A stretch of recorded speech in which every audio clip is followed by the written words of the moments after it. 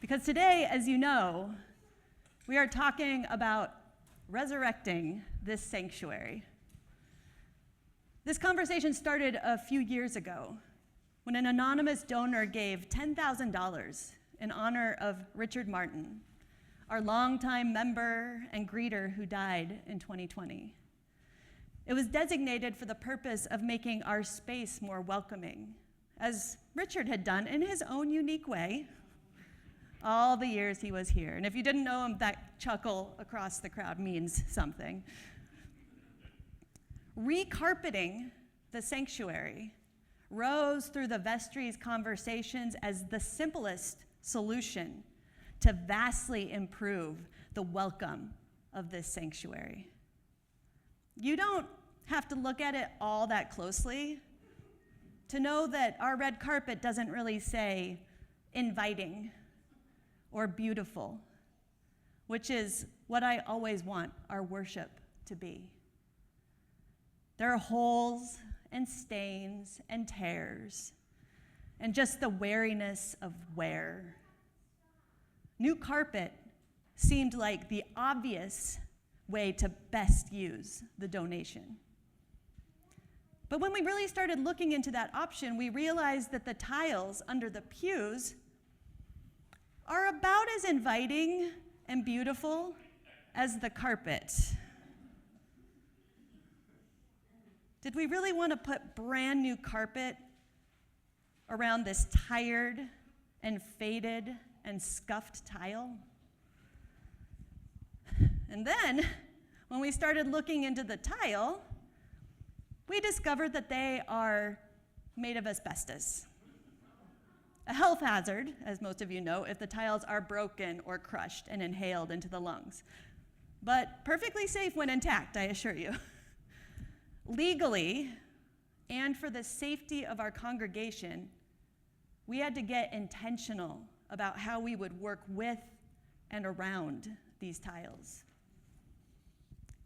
Removal of the asbestos, we realized, is not an option financially. Remediation is very expensive.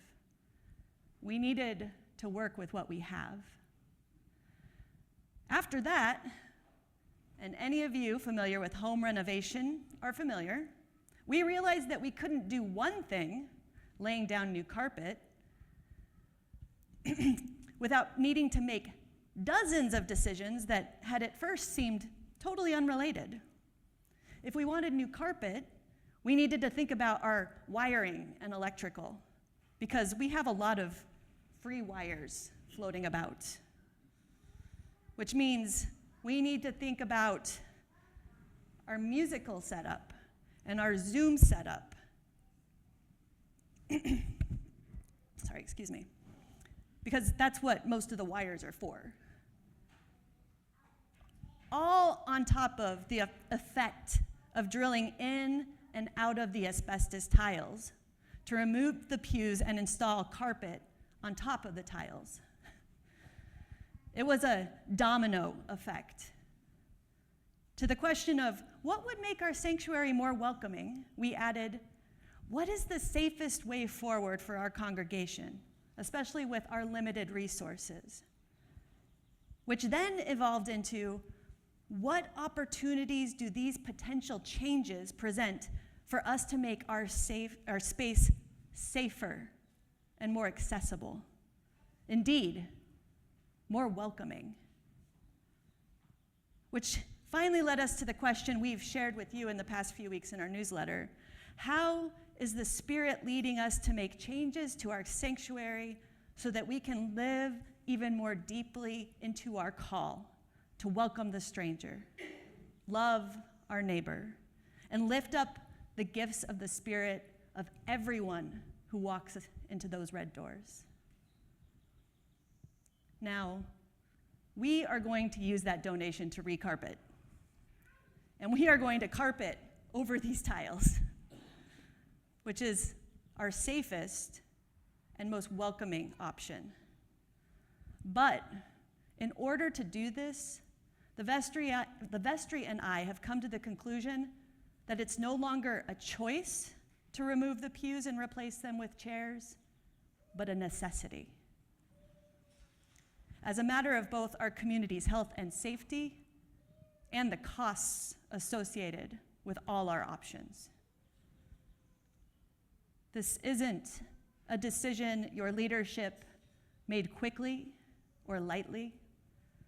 The vestry, and particularly your wardens and rector, have been researching and discerning all this since our community conversation last October. We know that this is a big deal for a lot of you. So I'm gonna pause just for a moment, let you kind of soak that in, take that in.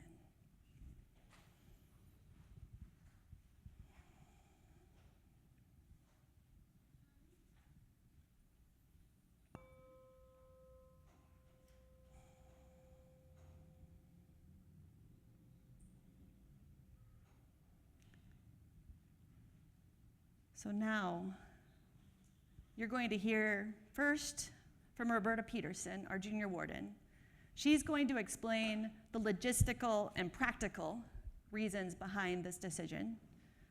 Then Judy Bevilacqua, our senior warden, will speak to some of the thoughts we've already heard from you since last October about having chairs instead of pews.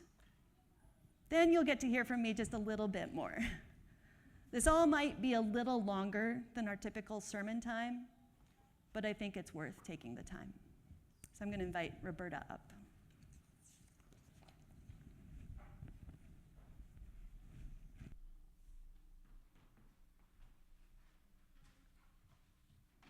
Good morning. I think it was last October that I was able to give you an update on our sanctuary resurrection project. Okay. However, in the last 8 months, I have done a lot of research surrounding our broken pews and kneeling rails, research for carpet replacement, and how to work around asbestos tiles. Within this research, we found that moving from pews to chairs is not a choice but a necessity and a practicality. The practicality gives us the best option for better visibility and accessibility. I think most of us were at our most recent bell ringer performance. You saw how much space that took up in front of the altar. This made it difficult for communion, and some of our front pews were not accessible. You have been here on Sunday when our pop-up choir or our cellist has been with us and seen how cramped they are in front of the altar. You know, our musicians perform every Sunday in a space that is too small for their necessary sound equipment.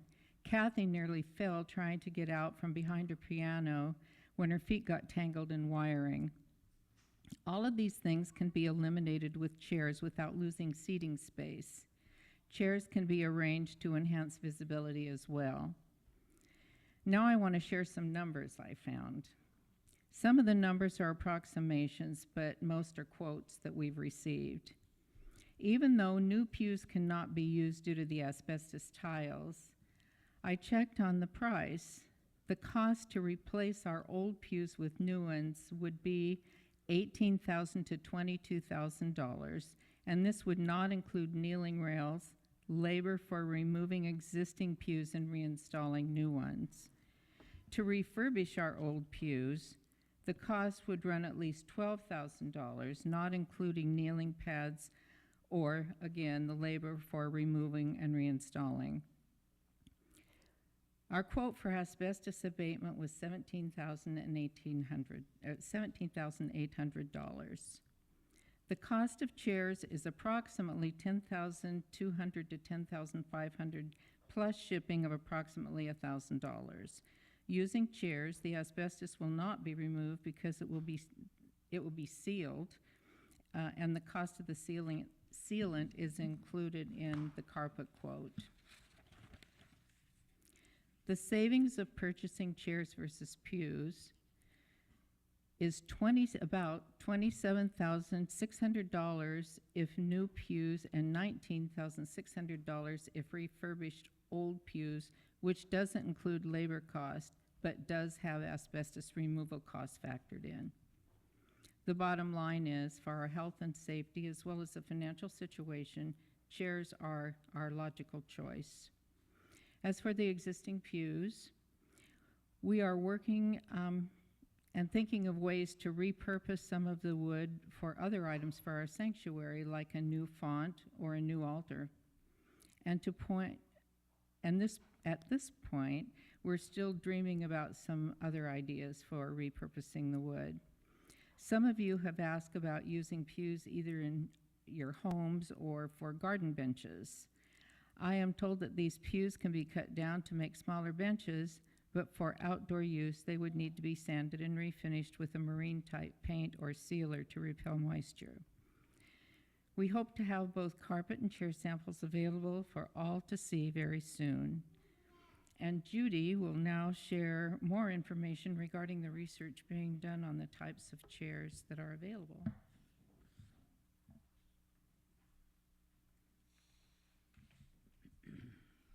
Thank you, Roberta, for your tenacious work and your very deep wade into very tricky waters.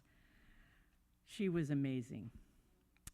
Today, our gospel reading confirms that Jesus is truly in this boat with us through all these elements that we face, and that faith is sometimes the last response, at least for me. So as both Sara and Roberta shared, we are left with a verdict not made by us, that our pews that have so faithfully served us in our rich collective history cannot continue into our future. So we are left going forward with the burning question, how shall we then sit? And that was my job, to do some research on the internet and everywhere else into what are called pew chairs. It was a surprise to me to find them everywhere. They were hidden in plain sight. Once you typed it into Google, they really were everywhere. And the surprising part was that they were in churches right around us, and they were in Episcopal churches right around us. So we had a lot of questions to answers, and most of those questions came straight from you from our last October meeting. Briefly, those questions were these. Are these chairs safe and stable, especially for us seniors? When we sit down, are we going to be able to get up? That's a big question. Will these chairs accommodate people of all different sizes and shapes and abilities? Because the pews generally accommodated us all. And how will this work for the small and squirmy children and their parents? And how comfortable are they? Will they address my lumbar problems? What about the folks who love to kneel during our liturgy? Do we have to give up that beautiful tradition? And other questions were, of course, the cost, how long will it take to get them, what's the shipping, lots and lots and lots of details and decisions. Well, this led to hours of research and asking questions of the manufacturers, taking field trips to various churches locally that have already made the switch from pews to chairs, interviewing them, asking how their parish responded. And of course, we needed to inspect and sit in them, which was a joy. And oh my, yes, they were very comfortable. And Sara may have to keep her sermons much shorter. So one by one, we got most of our questions answered right away. We learned that these pew chairs can stand alone and be arranged in any formation we want, but they can also be hooked together by little, well, they can be ganged together. There's hardware at the sides of each chair to firmly hook them together. And they will then create a longer bench or a section of a padded pew. So this helps the one-size-fits-all seating option for all sizes, and it also helps parents with babies or small active children to corral them. And it also creates stability and weight. And yes, we can order any number of chairs that have arms, so you can get up and down so much more easily. So questions 1 through 4 got answered. We also learned that these chairs are easily movable and they stack up to 7 high for redesigning our space or storing them if we needed to. We can make our aisles wider for wheelchairs and walkers. We can easily rearrange our space, as Roberta reported, for conversations and special meetings. We can add all this depth in front for our pop-up choir, our bell ringers, or for baptisms. And we can create a blessed safety zone around our musicians and avoid walking through these spaghetti of wires, because we'll have a much better solution.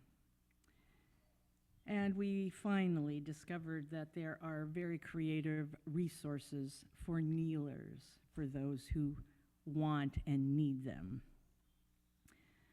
They have stools, they have portable pillows, and they have even attached slide-out kneelers. And the cost, we discovered, was well within our means and our estimated budget.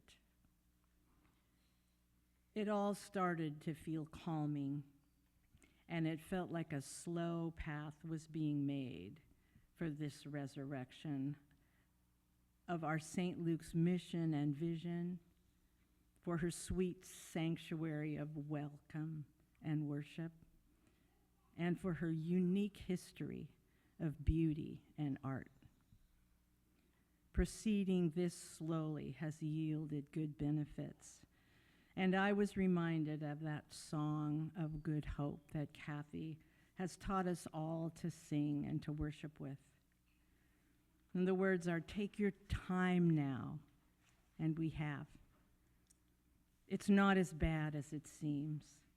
We'll be fine now. It's just some rivers and streams in between us and where we want to be. Just stay close, and the song of good hope will walk with us through everything, because Jesus is in our boat. Amen.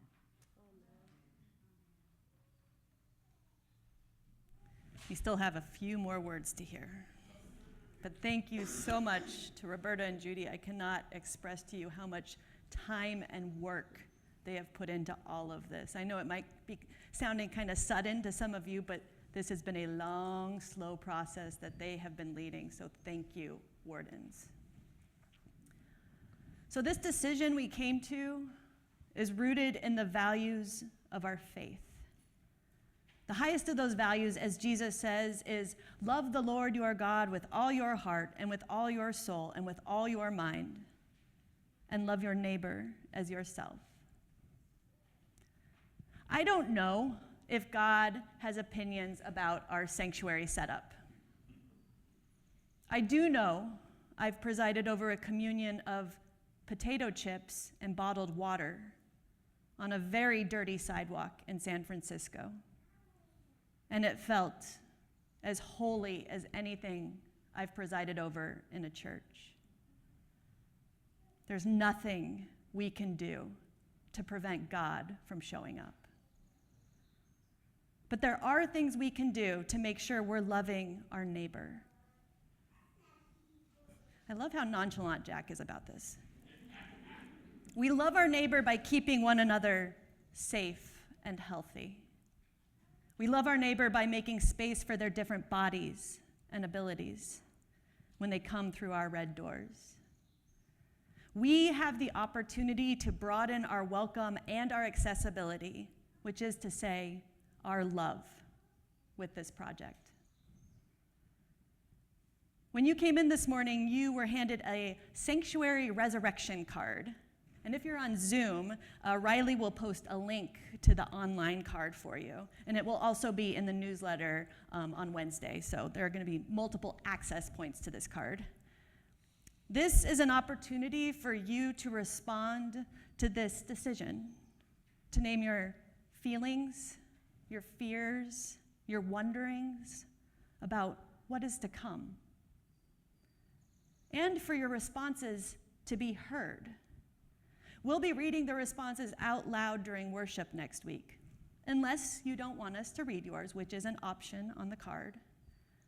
You can fill it out anytime, during the silence after the sermon, during coffee hour where there will be a box to collect them, at home this week. But I do ask you to, first, write legibly, to keep your response is brief. It says fewer than 10 words, but if you go a little over, that's okay, because honestly, I'm about to go over in this sermon. And please bring your cards back next Sunday. Like I said, they'll also be available online this week. I want the whole community to hear and to hold and to honor everything that's coming up for you. I'll share mine with you today. I feel excited about the greater safety and accessibility and adaptability chairs will bring to our sanctuary. I'm afraid of not hearing and holding all the different voices in our community. I wonder what our worship will look like and feel like in a year. Today is only the beginning of this sanctuary resurrection process. We will be pausing every step of the way to celebrate and honor our past, to grieve what is lost, and to get excited about what's to come. In today's gospel, a violent storm has kicked up, and the disciples are afraid that the boat they're in is about to go under. So they wake Jesus up, because yes, Jesus had been sleeping through it all, and they say, "Do you not care that we are perishing?" Then Jesus quiets the storm and says, "Why are you afraid? Have you still no faith?" Now, we could interpret that like Eugene Peterson does in the Message translation, which is, "Why are you such cowards? Don't you have any faith at all?" But that's not how I hear it. I hear it like, "My friends, why are you afraid? I've got you. I know it's hard to trust sometimes, but I've got you." It's not about not being afraid or sad or excited. It's about not stopping at that fear or sadness or excitement and hunkering down there and staying there, but instead trusting that Jesus is right there whenever we call for him, to calm the waters, to create safety, to keep us on the path, to remind us that whatever happens, he's got us. Amen.